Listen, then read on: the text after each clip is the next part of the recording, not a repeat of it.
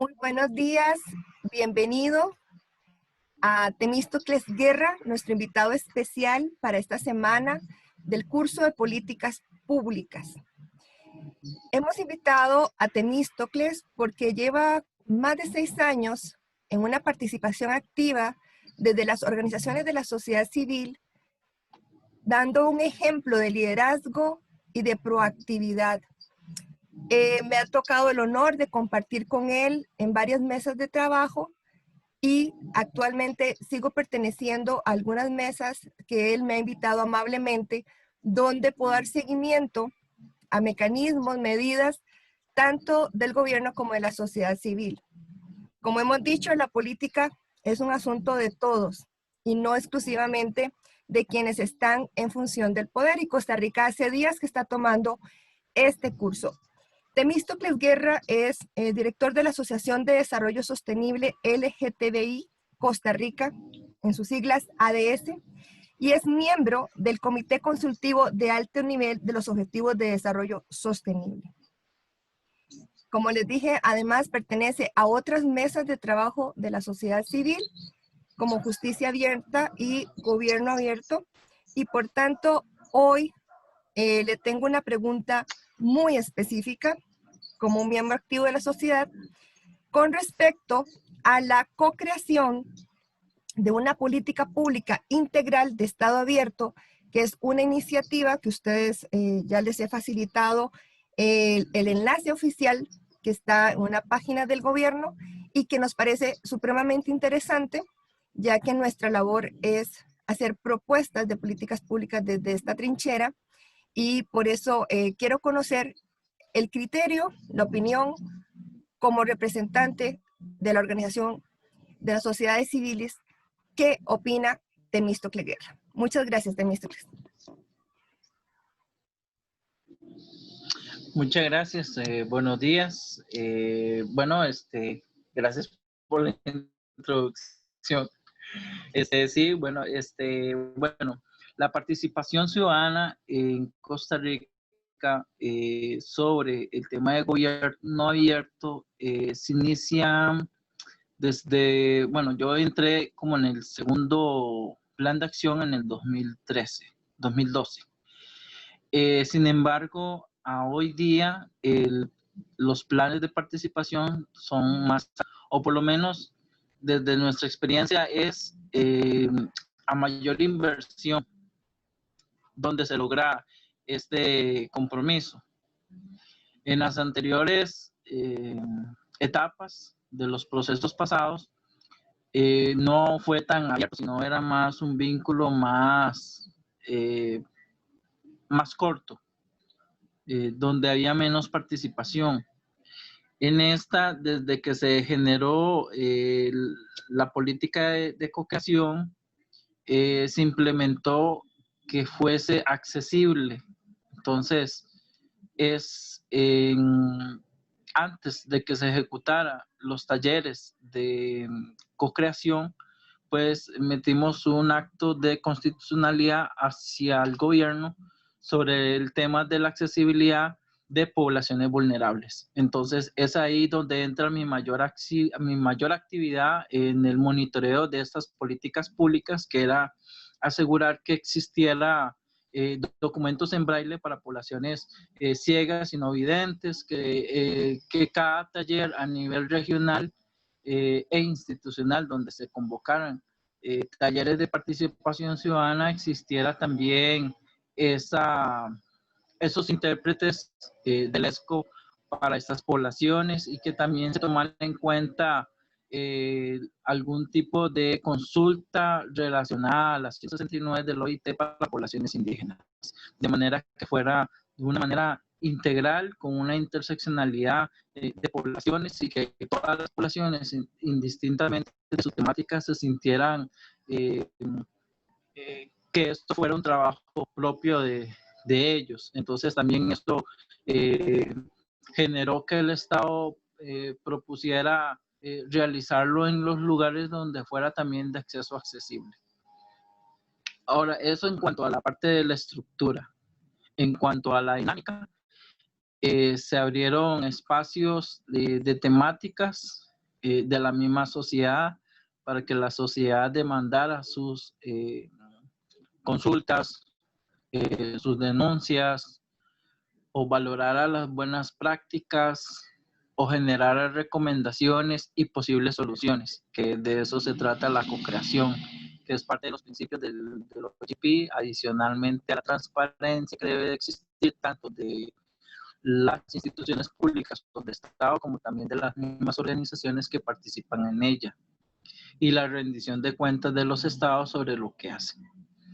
Este desarrollo por lo menos en el cuarto plan, el que se está ejecutando actualmente, tuvo una sistematización por regiones. Entonces, a diferencia de otros procesos que fueron más centralistas, esta tuvo que hacerse en diferentes regiones para captar diferentes perspectivas de población, recoger esas demandas y después invitarlas así a una segunda etapa más centralizada, pero trayendo a esas personas que hayan participado en la primera etapa a que siguieran asumiendo sus roles de la participación, de la fiscalización, del monitoreo de las mismas, y que también pues sintieran ellos de que se les estaba dando continuidad a esos procesos, de manera que ellos pudieran ser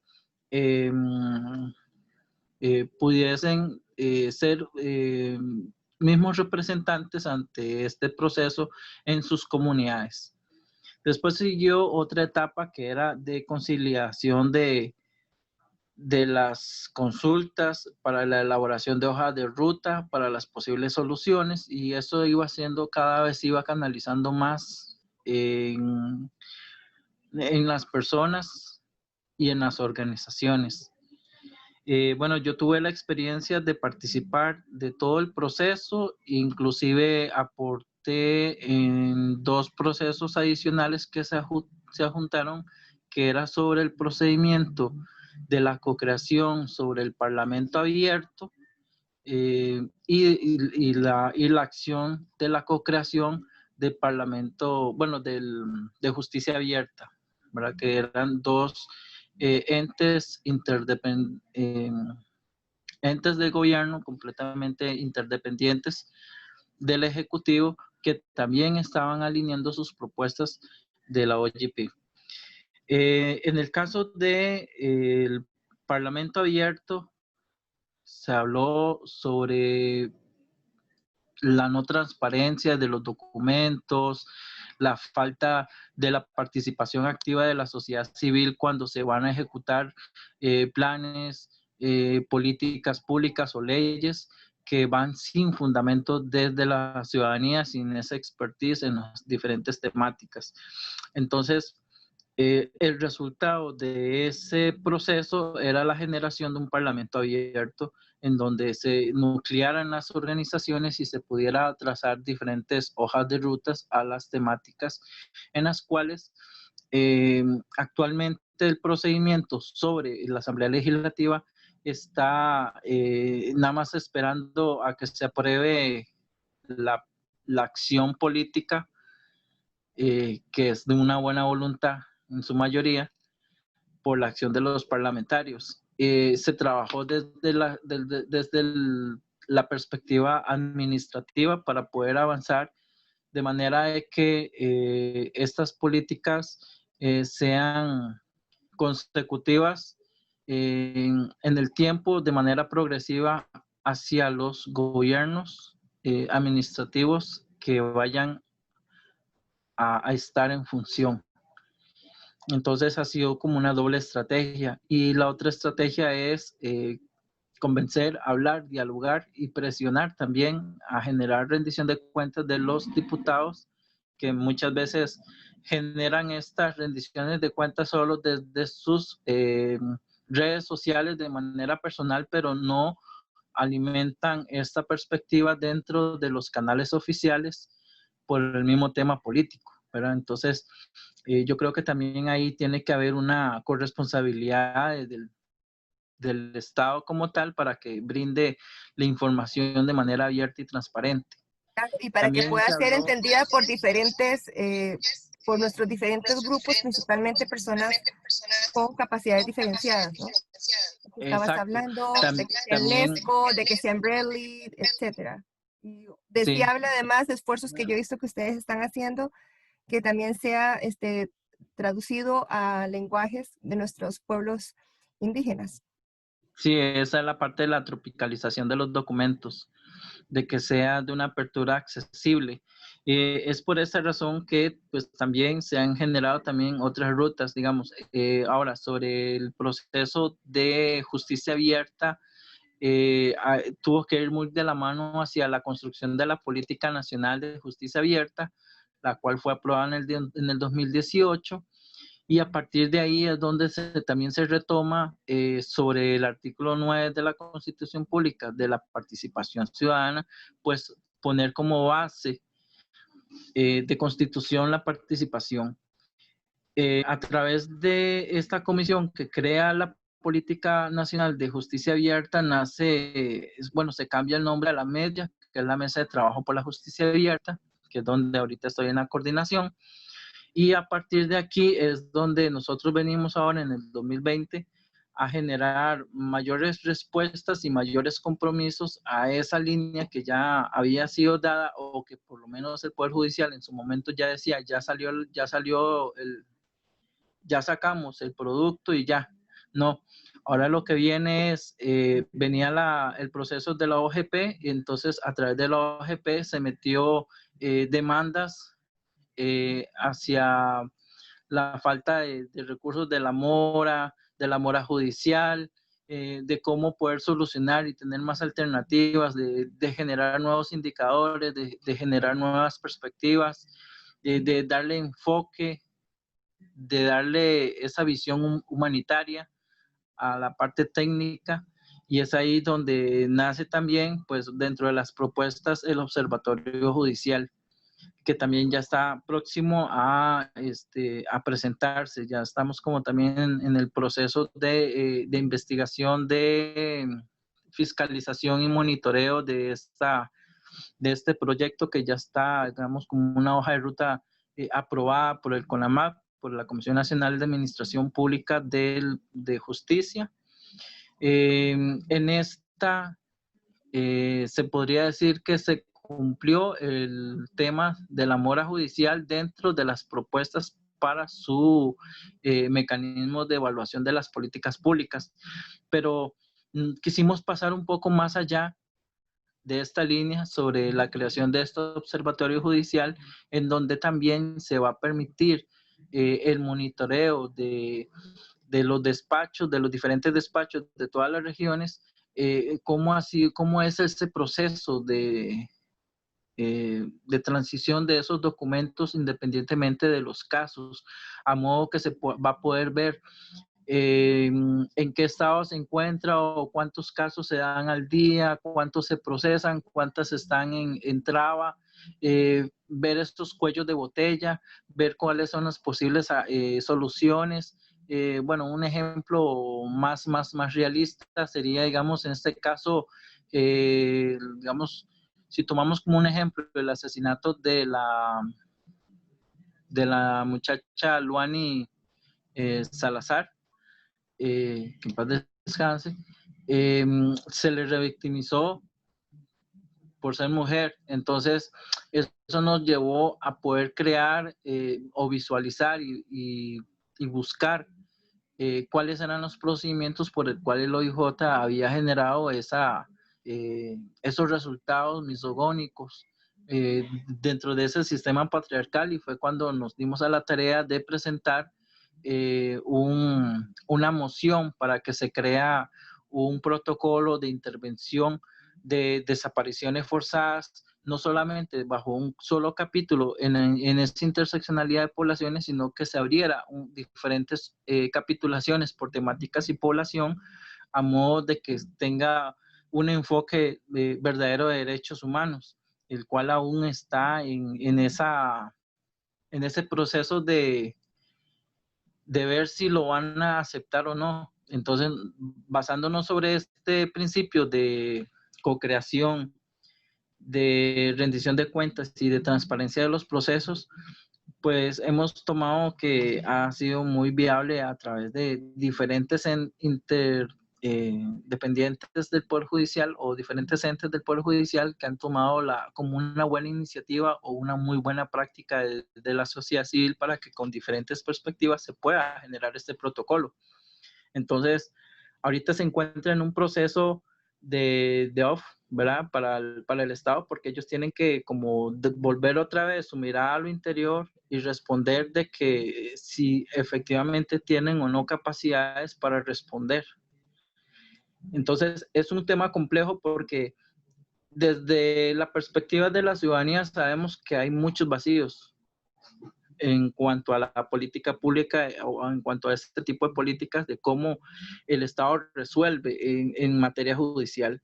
Y eso también nos lleva a otras aristas que sería, que también le hemos preguntado al Estado, es cómo hacen los informes. Si hay un informe de desapariciones forzadas donde el país tiene que rendir cuentas y si el OIJ no tiene un protocolo activo propio que pueda resolver estos casos, cómo es que el Estado está promocionando informes o en base de qué está promocionando informes. Entonces, eso generó un colapso a nivel interno, no solamente para el Poder Judicial, sino para la Cancillería, para el Estado en sí y todas las instituciones públicas rectoras de las políticas públicas. En este caso serían 32, son 32 instituciones públicas que están en la misma línea que el Poder Judicial en este colapso ideológico, o no sé cómo decir, que no pueden responder que no, porque sería acto contrario a los principios del OEGP. Y por el otro lado, no pueden responder que no, porque entonces significa una intervención supraconstitucional que más bien iría en contra del Estado y que tenga que intervenir, en este caso, la Corte Interamericana de Derechos Humanos para resolver, que para el Estado pues tampoco es bonito, Así ¿verdad? es, Temístocles. Entonces De hecho, nosotros te se iba a la consultar, planteamos te iba a consultar porque al Poder Judicial y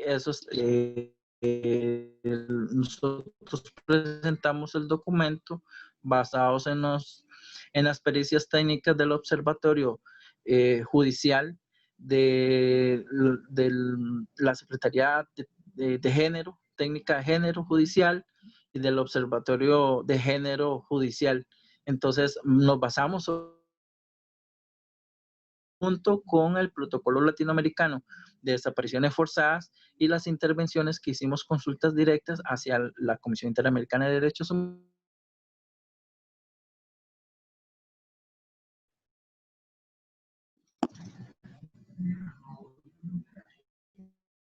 ¿continúas allí, Temístocles? Hacia la misma Comisión de los Derechos Humanos y está también planteada dentro del documento de que si ellos se ven en la imposibilidad de poder generar la capacidad para la creación de este protocolo, pues nosotros podemos interferir en ellas desde nuestra experiencia en ese acompañamiento también con las reglas de los diferentes mecanismos para la creación de este protocolo. Y entonces todo esto sumado al proyecto del Observatorio Judicial nos va a guiar de que puede ser un gran ejemplo de cómo darle ese seguimiento a esas políticas públicas. Ahora, solamente esto es un solo tema, pero si hablamos sobre la participación o la co-creación de la participación ciudadana, cada institución o cada ministerio tiene sus propias políticas de participación ciudadana y estas están visibles bajo 3 modelos diferentes. Hay un modelo que es el informativo, que es donde están aquellas personas o aquellas organizaciones donde quieren que la información les llegue, pero no precisamente ellos participan de los procesos. Simplemente dejan que les llegue la notificación en una vía. Después viene un modelo que consultivo. Se les consulta a las organizaciones o a la sociedad civil a través de correo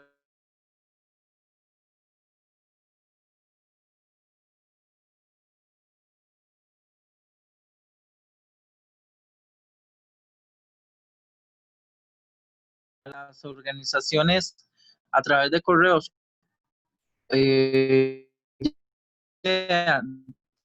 una sola vía, que estas pueden ser a través de observaciones por un formato ya estructurado, en donde solamente usted responde, pero no necesariamente recibe.